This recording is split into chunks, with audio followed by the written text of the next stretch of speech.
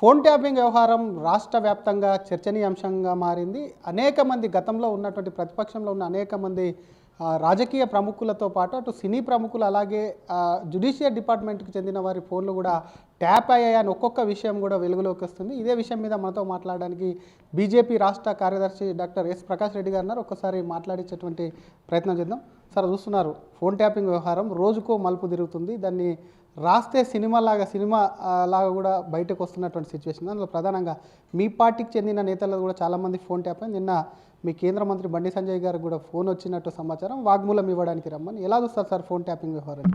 ఇప్పుడు phone tapping వ్యవహారంలో రేవంత్ రెడ్డి గారి ప్రభుత్వం వచ్చిన తర్వాత వేసినటువంటి సిట్ స్పెషల్ ఇన్వెస్టిగేషన్ టీం అనేది నాకు అర్థమైనంత వరకు దాని పెద్ద టర్మ్స్ ఆఫ్ రెఫరెన్స్ ఏమి ఇచ్చిండో నాకు తెలియదు. అదొకటి పాయింట్. టర్మ్స్ ఆఫ్ రెఫరెన్స్ కూడా స్ట్రిక్ట్గా ఉన్నాయా లేవనేది నాకు డౌట్. రెండోది అంటే ఎఫిషియన్సీ, వాళ్ళ యొక్క సామర్థ్యం ఎంత ఇన్వెస్టిగేషన్ అనేది ఇంకో పెద్ద ప్రశ్న. నేను ఏమనుకుంటా అంటే ఒక్కోసారి మొత్తం అన్ని కాళేశ్వరము, ఫోన్ ట్యాపింగు, లేకపోతే కరెంట్ ఎలక్ట్రిసిటీ మీద వేసినట్టు జ్యుడిషియల్ కమిషన్ ఇవన్నీ కూడా రేవంత్ రెడ్డి గారు కేసీఆర్ను సేవ్ చేయడం కోసం వేసింది అనిపిస్తుంది ఒక్కోసారి. అంటే రేవంత్ రెడ్డి కేసీఆర్కు ఉన్న అనుబంధమో సంబంధమో లేదా కేసీఆర్కు మిగతా వాళ్ళకున్న సంబంధమో అనుబంధమో నాకు తెలియదు, కానీ కేసీఆర్ను సేవ్ చేయడం కోసం చేస్తున్నటువంటి. సేవ్ చేయాలనుకుంటే కేసులే పెట్టకపోతే అయిపోయాయి కదా. కేసులు పెట్టి సేవ్ చేయడం ఏందని? కేసులు పెట్టకపోతే ప్రజలు ఊరుకోరు కదా. కేసులు పెట్టకపోతే రేవంత్ రెడ్డి కేసులు పెడితే ప్రజల్లో అంటే కేసీఆర్ పార్టీ పల్సన్ అవుతుంది కదా సార్ నాయకులు. కేసీఆర్ మీద కేసు పెట్టి ఇప్పుడు నువ్వు కొట్టినట్టు నేను ఎయిట్ చేసాను. మా కిషన్ గారు చెప్పింది నువ్వు కొట్టినట్టు నేను ఎయిట్ చేస్తా అంటే ఈయన కొట్టినట్టు చేస్తాడు, ఆయన ఎయిట్ చేస్తాడు. ఈ నడిపిస్తుంటారు ఇద్దరు కలిపి తెలంగాణ రాష్ట్రంలో ప్రజా సమస్యలను పక్కా తీసుకురాపోవడం కోసం, ప్రజా సమస్యలను చర్చకు రాకుండా ఉండడం కోసం ఈ కాళేశ్వరం పేరు ఒక 15 రోజులు నడిపిస్తారు. అది అయిపోయినాక ఫోన్ ట్యాపింగ్ 15 రోజులు నడిపిస్తారు. అది అయిపోయినాక కరెంటు పట్టుకొస్తారు 15 రోజులు. అది అయిపోయినాక ఇంకోసారి చర్చ పట్టుకొస్తారు. ఇట్లా ప్రజల మధ్యలో రేవంత్ రెడ్డి ఇచ్చిన వాగ్దానాల చర్చ జరగకుండా ఉండడం కోసం ఇది ఒక డ్రామా. అదే సందర్భంగా సిట్ అనేటువంటిది మామూలుగా అయితే ఫోన్ ట్యాపింగ్ అంటే మామూలుగా టెలికాం సిస్టమ్ అంతా ఒకటి. తెలంగాణ ప్రభుత్వం టెలికాం సిస్టమ్ లేదు. టెలికాం సంబంధించిన సర్వీస్ ప్రొవైడర్స్ కూడా గవర్నమెంట్ ఆఫ్ ఇండియా దీంట్లోనే ఉంటారు. టెలికాం అనేది మినిస్ట్రీ లేదు తెలంగాణ, ఏ స్టేట్ గవర్నమెంట్కి ఉండదు. టెలికాం అంటే ఫోన్లు అంటే మామూలుగా ట్రాప్ అయిన విషయము కనుక బయటికి రావాలంటే వాస్తవానికి సిబిఐ అనేది కరెక్ట్ ఆర్గనైజేషన్. సిబిఐకి ఇవ్వడానికి ఈయనకు అభ్యంతరం ఏంటంటే మరి కేసీఆర్ను సేవ్ చేయాలి కదా. సిబిఐకి ఇస్తే కేసీఆర్ జైలుకి పోతాడు, పక్క జైలుకి పోతాడు. ఆ పోకుండా ఉంచడం కోసం అని చెప్పి అంటే నేను పక్క పోతానంటే నేను పంపిస్తామని కాదు, పక్క పోయడానికి అన్ని సాక్ష్యాలు ఉన్నాయి. జనరల్గా పోలీసు ఎంత చేస్తారో మనకు తెలిసిన విషయం కాబట్టి చెప్తున్నా. అంటే అంత చేస్తారనేటువంటిది. అటువంటి సేవ్ చేయడం కంటే మనకి సిబిఐకి ఇస్తే జైలుకు పోతారు కాబట్టి మరి ఆయన జైలుకు పోకుండా ఉండడం కోసం అని చెప్పి రేవంత్ రెడ్డి కేసీఆర్ను బతికించడం కోసం ఈ సిబిఐకి ఇస్తలేడు. ఇది మొదటి అంశం.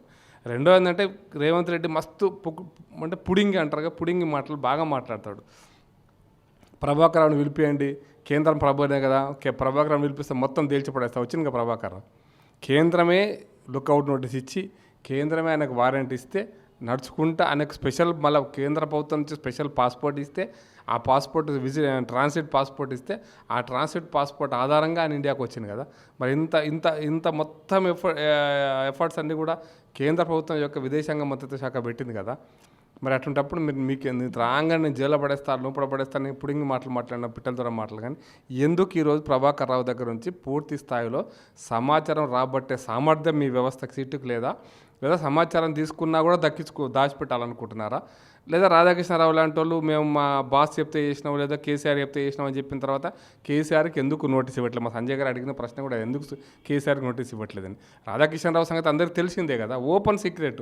అంతటి ఎక్కడెక్కడ ఐడి చేశాడు అనేది సీక్రెట్స్ ఏం లేవు. రాధాకృష్ణరావు ఫోన్ ట్యాపింగ్ ఎట్లా చేసిండు, ఎక్కడ చేసినది ఓపెన్గా కనపడుతూనే ఉంది కదా.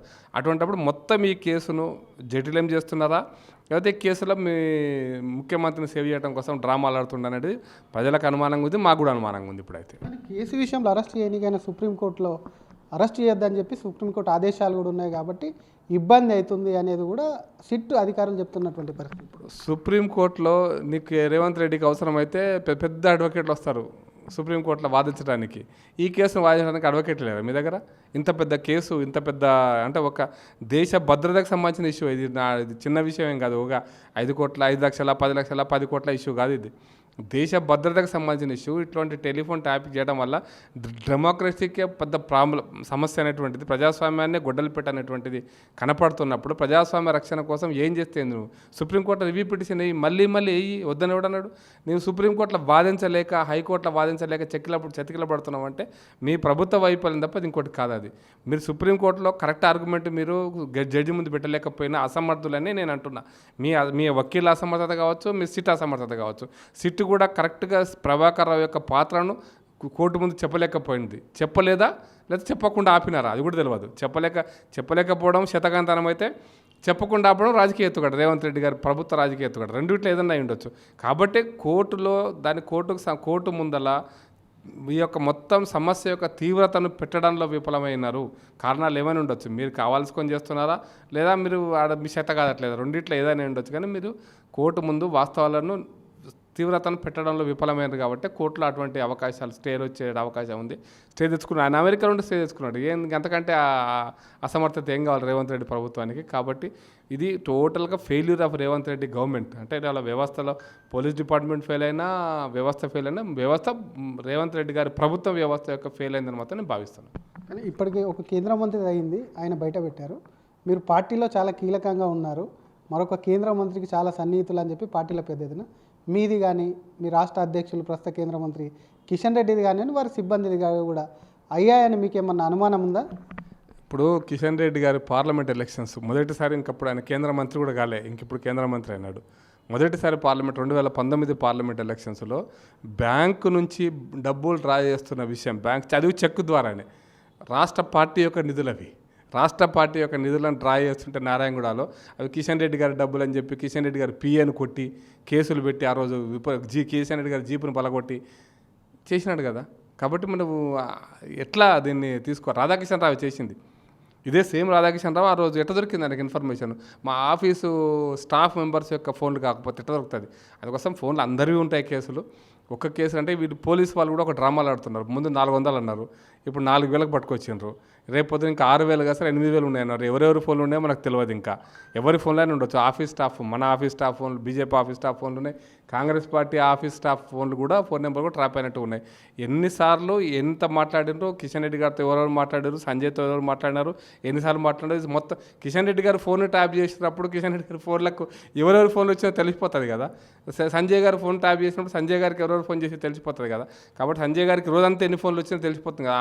ఆ ఫోన్ సర్వైలెన్స్లో పెట్టినప్పుడు ఆ ఫోన్కి వచ్చిన ఫోన్లన్నీ తెలిసిపోతున్నాయి కదా. అంటే ముఖ్యమైన వాళ్ళు ఎవరు, ఎంతసేపు మాట్లాడి లెక్కలన్నీ ఉన్నాయి. ఒక్కొక్కరిని పిలుస్తున్నారు. ఇప్పుడు రేవంత్ రెడ్డి గారిని పిలిచారు, ఇంకొక 2-3 మనతో కనెక్ట్ అయిన వాళ్ళని పిలుస్తున్నారు. అందరినీ పిలుస్తారు రేపు ఏం ఆగదు. అయితే సిట్టు దాన్ని తప్పించడం కోసం చేస్తున్న ప్రయత్నంలో భాగంగా ఈ ఏమంటారు వాయిదాల పద్ధతిలో చేస్తే ఇంక 3.5 ఏళ్ళు కలుస్తుంది. కేసీఆర్ సేఫ్ అవుతాడు, మనం కూడా సేఫ్ కావచ్చు అని రేవంత్ రెడ్డి అనుకుంటా నాకు అనిపించింది. ఈ వాయిదాలు కాదు, 6000 ఫోన్లను ఒక్క రోజులో తీసుకొచ్చి బయట పెట్టవచ్చు. 18 ఏళ్ళు గడుస్తుంది. కనీసం ఇంకా సిట్టు ప్రభాకర్ రాలేదు, వచ్చినాక నేను భాష మాట్లాడితే బాగుండదు రేవంత్ రెడ్డి భాషలో. కానీ ఏం పీకుతున్న ప్రభాకర్ రావు నేను అడుగుతున్నాను. ఇప్పుడు మీ పోలీస్ డిపార్ట్మెంట్ ఏం పీకుతలేదు, మరి ఏం పీకని దానికి ఎందుకు ప్రభాకర్ రావు వస్తే పీకుతా అని చెప్పి ఎందుకు మాట్లాడారు రేవంత్ రెడ్డి గారు? కాబట్టి మొత్తం నా ఉద్దేశం రాజకీయంగా కరెక్ట్ చెప్పాలంటే కేసీఆర్ను బతికించడం కోసం చేస్తున్న ప్రయత్నమే నేను అనుకుంటున్నా. చేతగాదు డిపార్ట్మెంట్ అని అంటలేను. చేత కాకుండా ఉద్దేశపూర్వకంగానే సిట్టు ఇండియా ఇది యొక్క ఎంక్వైరీని చాలా డిలే చేస్తుంది, చాలా వాయిదాల పద్ధతిలో చేస్తుంది నాకు అనిపించింది. మీరేమో కేసీఆర్ను కాపాడుకునేందుకే రేవంత్ రెడ్డి ప్రయత్నం చేస్తున్నాడు. కానీ నిన్న రేవంత్ రెడ్డి మాట్లాడుతూ కేటీఆర్ యొక్క శిష్యుడు కిషన్ రెడ్డి అంటున్నాడు. కేటీఆర్ ఏది మాట్లాడితే కిషన్ రెడ్డి అదే మాట్లాడతాడు. లోక్సభ ఎన్నికల్లో కూడా వాళ్ళ ఓటు బ్యాంక్ అంతా ఇక్కడ ధరలింది అనేది కూడా ఆయన మళ్ళీ నిన్న మరొక్కసారి కూడా దీన్ని చర్చకు తీసుకొచ్చారు మీడియాతో. నేను అనుకుంటానంటే మెడకాయ మీద ధమాక్ లేదనిపిస్తుంది. ధమాకే లేదు తెలంగాణ, హైదరాబాద్ భాషలో దిమాక్ లేదని తెలంగాణ సీఎంకు కిషన్ రెడ్డి గారు రాజకీయాలు నీకంటే ముందు పుట్టిండు.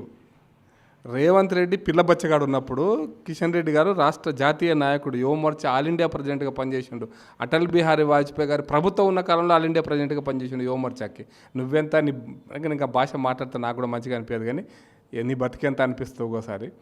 ఆ కిషన్ రెడ్డి గారి దగ్గర నువ్వు నేర్చుకున్న ఓనమాలు, రాజకీయ ఓనమాలు నువ్వు నేర్చుకున్నావు. మొన్ననే చెప్పినావు కదా, బీజేపీలో నేను నేర్చుకుని ఇప్పటిదాకా స్కూలింగ్ అంతా బీజేపీలో చేసిన, కాలేజీ ఇంకో దగ్గర చేసిన. ఆ ఓనమాలు దిద్దుకున్నటువంటి వ్యక్తి కిషన్ రెడ్డి గారు. కేటీఆర్ ఎప్పుడు వచ్చిన రాజకీయాలకు? అసలు 2014 కంటే ముందు కేటీఆర్ ఏంది, కేటీఆర్ పాత్ర ఏంది? ఇంత బ్రెయిన్లెస్ మాటలు, ఆలోచన లేని మాటలు, మీడియా కోసం మాట్లాడడం అది రేవంత్ రెడ్డి స్థాయిని తగ్గిస్తుంది తప్ప రేవంత్ రెడ్డి స్థాయిని పెంచదు. ఒక గౌరవ ఇప్పుడు నువ్వు స్టేట్మెంట్ ఇస్తావు, ప్రజలకు తెలియదా కిషన్ రెడ్డి గారు ఏందనేది? ప్రజలకు తెలియదా? 4 కోట్ల తెలంగాణ ప్రజలకు కాదు, 8 కోట్ల ఆంధ్రప్రదేశ్ ప్రజలకు తెలుసు. 8 కోట్ల ఆంధ్రులకు కాదు, దేశంలో పార్టీ కార్యకర్తలందరికీ తెలుసు కిషన్ రెడ్డి గారు ఎప్పటి నుంచి ఆర్గనైజేషన్లో పనిచేస్తుండు, ఎట్లా పనిచేస్తుండు, ఏమేమి పని చేసిండు, ఎటువంటి పనులు చేసిండు. కేటీఆర్ చెప్తే కిషన్ రెడ్డి చేస్తాడా? ఇప్పుడు కేటీఆర్ శిష్యుడు కిషన్ రెడ్డి, ఇప్పుడు కేసీఆర్ శిష్యుడు కిషన్ రెడ్డి. కేసీఆర్ రాజకీయాలకు రాకముందు కూడా కిషన్ రెడ్డి రాజకీయాల్లో ఉన్నాడు. ఆయనకు తెలియదు, రేవంత్ రెడ్డి తెలియకపోతే తెలుసుకో. నీకు తెలిసి కూడా నాటకాలు ఆడుతున్నావు అంటే అబద్ధాలు మాట్లాడుతున్నావు. ప్రజలకు తెలుసు ఎవరి స్థాయి ఏందనేది. నువ్వు కిషన్ రెడ్డి గారి మీద ఉమ్మేస్తాయి, నీ మీద పడుతుంది తప్ప ఇంకొక ఏం జరగదు. ఇది గుర్తుపెట్టుకో. నువ్వు ఉమ్మేసే ప్రయత్నం చేయకు, నీ మీద వేయించుకోకని చెప్పదలుచుకున్నాను. Thank you sir. ఇది ఫోన్ ట్యాపింగ్ వ్యవహారంలో ఫోన్లు ప్రతి ఒక్కరికి కూడా ట్యాప్ చేశారు. ఒక్కొక్కరిని కూడా సిట్టు పిలుస్తుంది. అది ఈరోజు బండి సంజయ్ కావచ్చు, రేపు పార్టీకి సంబంధించినటువంటి ఇతర నేతలు కూడా పిలిచేటువంటి అవకాశం ఉంది. వెళ్తాం, ఎందుకంటే ఫోన్ ట్యాపింగ్ వ్యవహారం సిట్టు ఇక్కడ కరెక్ట్ అయినటువంటి దర్యాప్తు జరుపుతలేదని తమకు అనుమానం ఉంది కాబట్టి డెఫినెట్గా దాన్ని సిబిఐకి అప్పచెప్తేనే పూర్తి స్థాయిలో లోతైనటువంటి దర్యాప్తు చేసి కేసీఆర్ జైలుకు వెళ్తారు. ఎవరైతే దీనికి బాధ్యులు ఎవరైతే దీన్ని ఫోన్ ట్యాపింగ్ ఏమో వాళ్ళని కూడా ఖచ్చితంగా కూడా జైలుకు వెళ్ళే అవకాశం ఉంది. కానీ కేసీఆర్ కుటుంబాన్ని కాపాడేందుకు నువ్వు కొట్టినట్టు చేయి, నేను తిట్టినట్టు చేస్తా అనే విధంగా కూడా రేవంత్ రెడ్డి వ్యవహరిస్తున్నారని తమకు అనుమానం ఉంది. అలాగే కిషన్ రెడ్డి మీద మాట్లాడేటువంటి స్థాయి రేవంత్ రెడ్డికి లేదు. అసలు కిషన్ రెడ్డి రాజకీయాల్లో ఉన్నప్పుడు రేవంత్ రెడ్డి చాలా ఎక్కడున్నాడో కూడా తెలియదు. కాబట్టి అటువంటి వ్యక్తి మీద విమర్శలు అనేది తగదు. ఇంకోసారి ఇదే విధంగా మాట్లాడితే నోరు జాగ్రత్త అంటూ కూడా బీజేపీ రాష్ట్ర కార్యదర్శి ప్రకాష్ రెడ్డి హెచ్చరిస్తున్నారు. కెమెరామెన్ గజపతో శ్రీధర్, RTV హైదరాబాద్. ఇండియా పాకిస్తాన్ తాజా అప్డేట్స్ కోసం డౌన్లోడ్ చేసుకోండి RTV లైవ్ యాప్.